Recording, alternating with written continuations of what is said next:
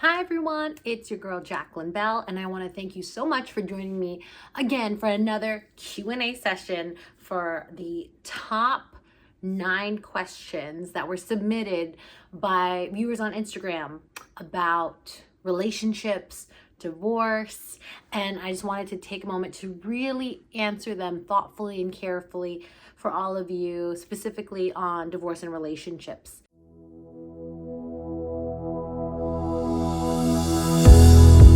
And for those of you that don't know me yet, my name's Jacqueline Belle. I'm a divorcee, a world traveler. I'm also an entrepreneur, and those are the 3 topics that I focus on in all of my vlogs and in my blog, because I care so much about wanting to make sure that other divorcees out there realize that that's not their only identity that they hold, that there is life beyond being married, and it looks glorious.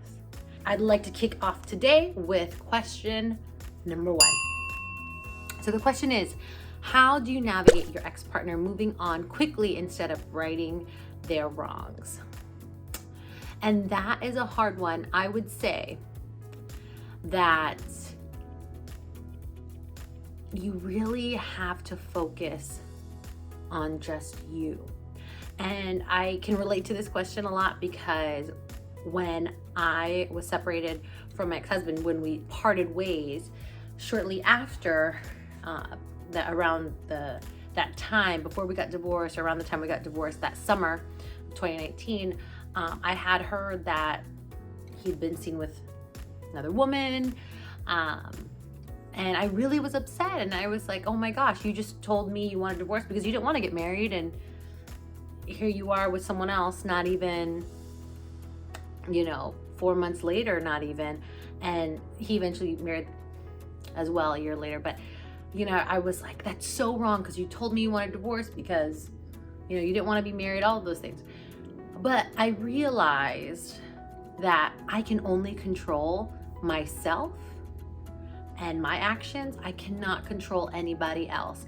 And the more I realized that and really believed it, the more I was able to find peace within myself. Because once you realize that certain things that you agonize over, such as like, how do they not know that they're so wrong in this situation for whomever that person is, whether it's your ex-boyfriend, ex-girlfriend, ex-spouse, whatever, it doesn't do you any good, to focus on them. It just takes more energy away from you. So my answer to this question is, let yourself forgive and let go, learn from the past, and move forward. Focus on yourself, and that way you can't go wrong. Have you come into contact with your ex since the divorce? If so, how long did it take to do so? Well, surprise, surprise, I have not seen my ex-husband since our divorce, since we were at the courthouse, signing the papers, being in front of the judge, not signing the papers, we already signed the papers, but in front of the judge stating that we will not be together in a marriage. And that's the last time I saw him. So that was July of 2019. And it's really funny because I've run into his mom, his dad, my ex-in-laws, my ex-brother-in-law and his wife. I've run into all of them, but not my ex-husband. Knock on wood, because I'd like to keep it that way. I prefer just to have our lives not overlap at all. But to answer all of the questions, this actually is a question I get every time I do these Q&As, like, have you seen your ex-husband? I actually haven't. Seattle's not even that big, so I'm very, very surprised, but I have not yet. I'm knocking on wood. It's not to jinx it, because he actually doesn't live that far from me, I've heard.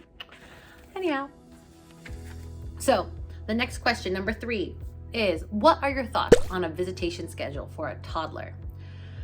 Okay, so this one's a little bit harder because I don't have kids, and the way I can relate to this from experience with my personal experience being the child of divorced parents is that I would say whatever is best for the child that can also be followed through with by the parents, I think is the best way to move forward. And I say those specific intricacies because I don't know the background to this question, and I chose not to share who asked these particular questions, in Instagram because some of these questions are very personal, so I don't want to disclose anyone's identity.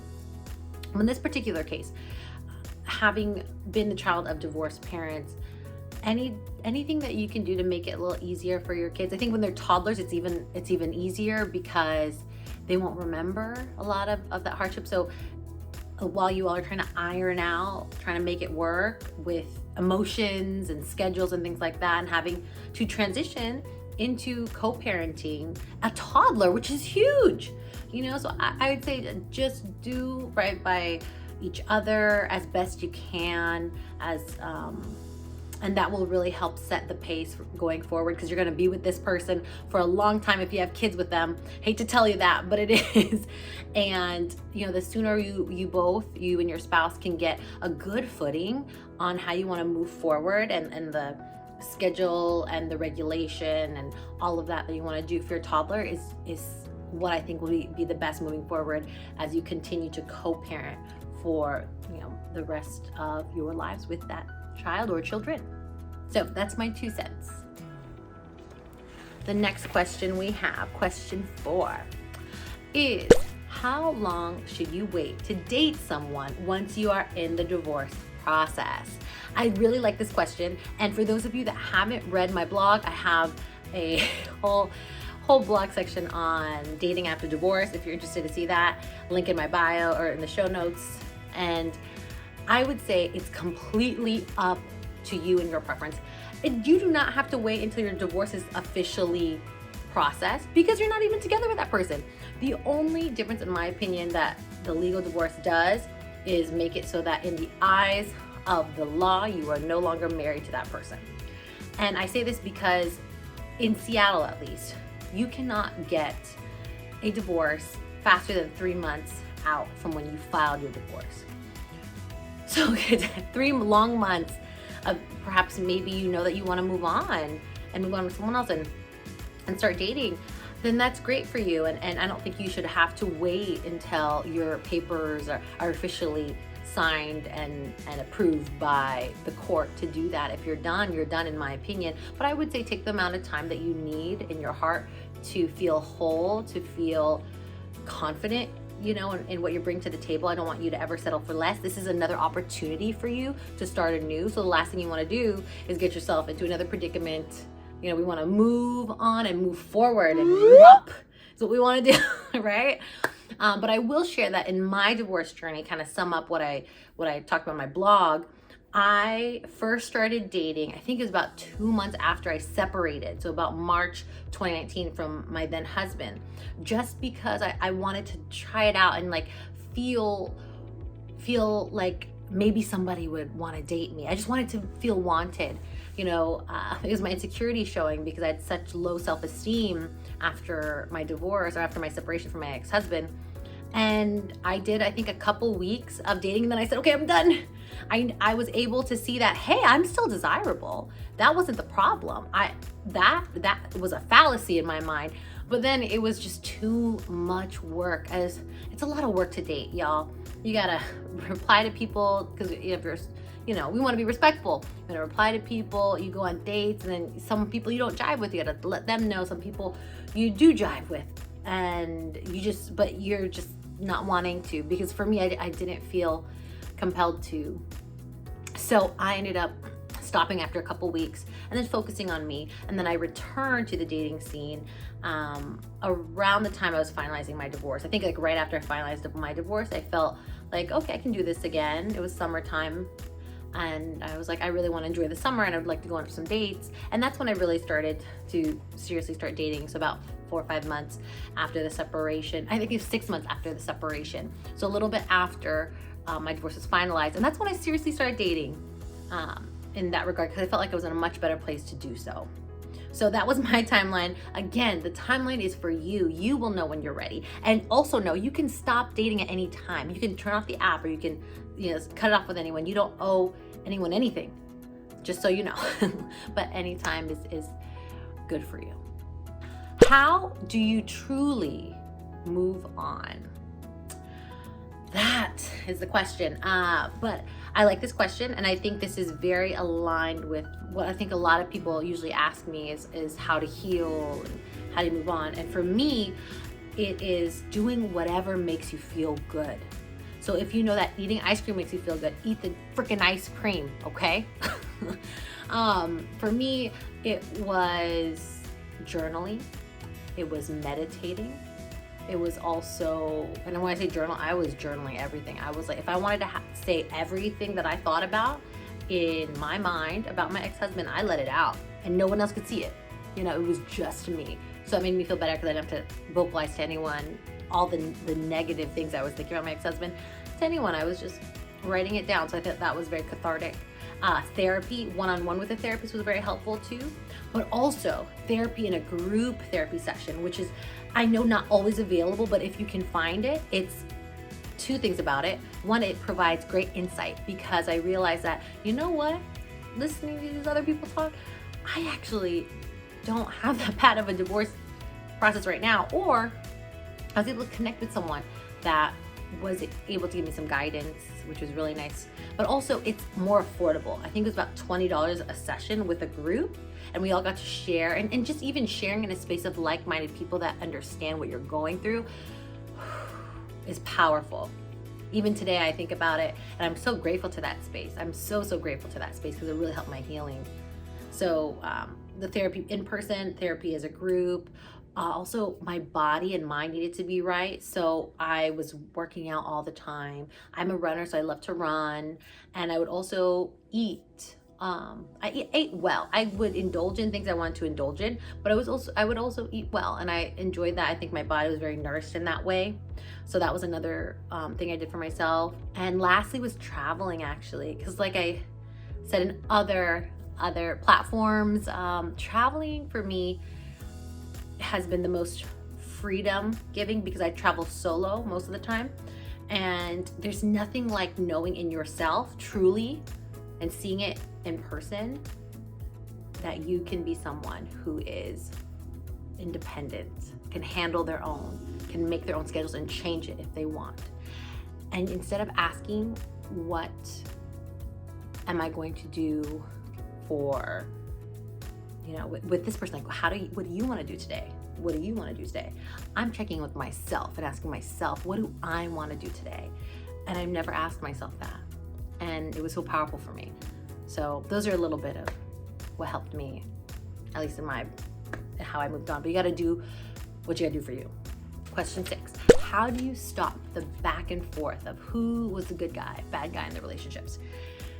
This is, again, very similar to question 1, the first one we did, which is just to focus on yourself. Focus on what really brings you peace, joy, and healing. And then the back and forth of who was right, who was wrong, who was good, who was bad, won't matter anymore. You can accept what was in the past, learn from it, and move forward. And that is the best, in my opinion, the best thing that you could do in a situation like that. Is it okay to move forward from a marriage if there's no growth/change and the partner is dismissive? I would say it would just depend. If this is something that you feel like you can live with and you can move forward with, then by all means, I think you should do it. But this is a very personal decision. If you feel like this is something you can, like, if anyone else is telling you what to do with your life, don't listen to that. You do what you want to do. And if this is something that you feel like you can work with, or that you still want to try or to work at, then that's your decision. Because the only person at the end of the day that's going to be in that marriage or that relationship is yourself. So you really have to ask yourself that question and own it and feel confident in doing what you need to do for yourself. Like, other people have other opinions, but they're not living your shoes. They're not living your life, and they won't have to suffer or experience any of what you're having to deal with every day. So I say that's fine as long as you're not being abused in any way. If you want to keep working at it, even though you're not getting exactly what you need, that's okay, because hopefully things change for the better. And if not, you can always change your mind later down the road. All right, question 8. What routine or activities did you do to help you heal? I made a whole blog post about this, y'all, how to heal. I'll leave the recommendation or the blog post below. But for me, as I mentioned, gosh, it was like my routine, I would probably, I would remember waking up, I work out, and then I would have a nice healthy breakfast. Then throughout the day, I would journal and meditate throughout the day whenever I felt like I needed it, but usually try to do that in the morning. And then I would go to therapy like once or twice a week, and that was kind of it. And then travel when I could. And the therapy was either one-on-one therapy, or not once or twice a week, I'm sorry, once every other week, or once a week, depending. And it wasn't always like once a week with the therapist. It was like 1 week with the therapist, 1 week with the group therapy, another week with therapist, another week with group therapy. I just made sure I had like every week kind of getting together as I needed to, as my soul needed. All right, and the last question, number 9 that we have. Why does a divorce always drag so long? It's so painful to be going through the roller coaster. It is super painful. I don't exactly know why. I mean, there's a lot of reasons why. It's circumstantial, but also I did research why it takes like 3 months in Seattle at the quickest to get a divorce. And from what they said is that the justice system, the courts, the law would just like to make sure that this is exactly what you want to do, so they have a little bit of buffer time. It's frustrating to me because I definitely knew, and I think most people also know when their marriage is over or not over. But that's what I've heard. But I do have the experience of having parents that had a very long, drawn-out roller coaster, exactly that, of a divorce, and it's long for a multitude of reasons. Whether someone wants to go back and rehash things or not, and people can't come to a consensus. What I find to be the most helpful is when 2 individuals in that marriage can be aligned in what they want out of the divorce or exiting divorce. That is what can help with being an expedited divorce and being able to move past it and move forward in the quickest way possible. That is one thing that I'm very grateful that my ex-husband and I did, was that we were both aligned in wanting to get a divorce that was as seamless as possible. And we split things evenly. We didn't have to use a lawyer that can also help drag it. I would say use a lawyer if you feel like you really need to. There's a lot of assets involved, things like that, but we had a fairly easy distribution of assets that we did, and we both had the same goal in mind, which was to get this done seamlessly and without too much drama, and which is already drama, just it being a divorce. But that was that were the 9 questions that I got from all of you, and some of these questions I get almost all the time. So if you have any other questions, please leave them in the comments. If you're able to watch this video till the end, please leave a quick comment down below. Maybe you can say 2023, and I'd so appreciate that, because that would let me know that you listened to this video. And lastly, don't forget to like and subscribe, and don't forget to hit the little bell too, just to make sure that you get a notification of every new video that I come out with. So thank you again. I hope you have a great rest of today and a wonderful rest of the week.